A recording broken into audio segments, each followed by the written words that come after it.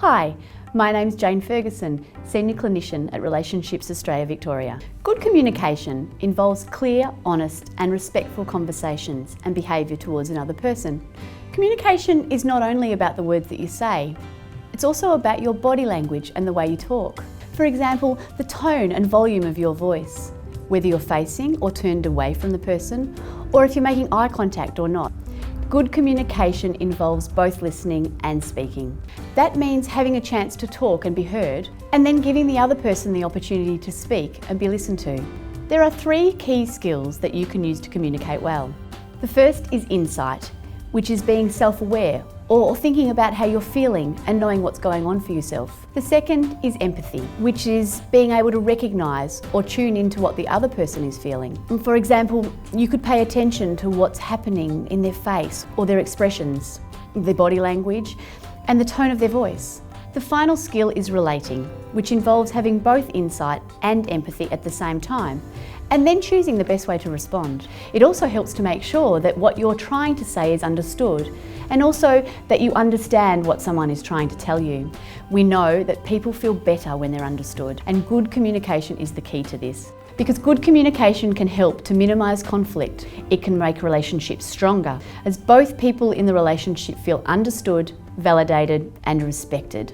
We also know from our research that having good communication habits can act as a buffer in relationships. So what that means is that making sure you're communicating well during the good times can actually help to protect your relationship when things aren't going so well. Good communication is really important for everyone, in all types of relationships and all aspects of our lives. That includes with our partner, children, parents, friends, colleagues, bosses and neighbours.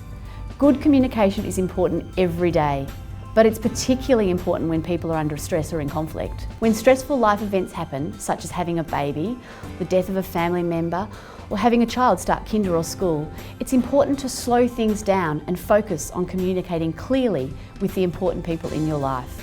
How you communicate is important not only when you're talking about serious or formal issues, but for day-to-day discussions as well. Good communication is important when talking about the future, but it's also really important when talking about the way chores are done within a household. It's important to recognise that it's very normal to have trouble communicating in positive ways sometimes. There are lots of things you can do that can help with good communication. The first is to be present. Make sure you're in the moment and paying attention to the other person. Look for positives. Think about your facial expressions. Are you rolling your eyes? Are you turning away or looking distracted?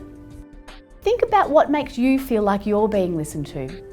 This could include having someone look you in the eye, nod and pay attention to you.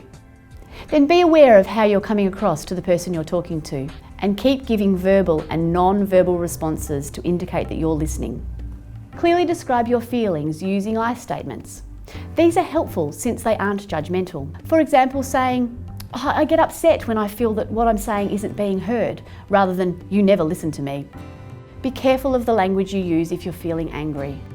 Pick a good time to have conversations that are more serious.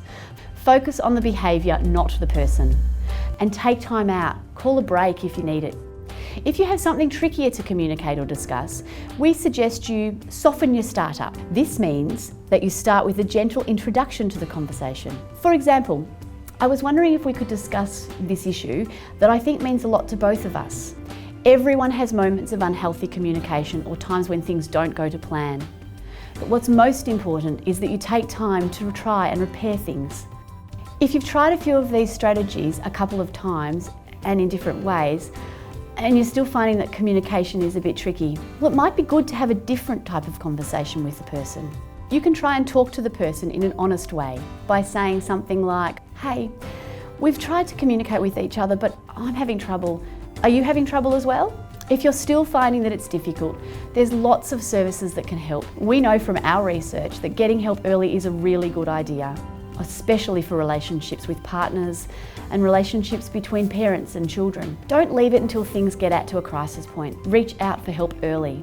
Relationships Australia Victoria provides a range of family and relationship support services. They include counselling, family dispute resolution, also known as mediation, and relationship education and groups. For more information, visit rav.org.au or call 1300 364 277.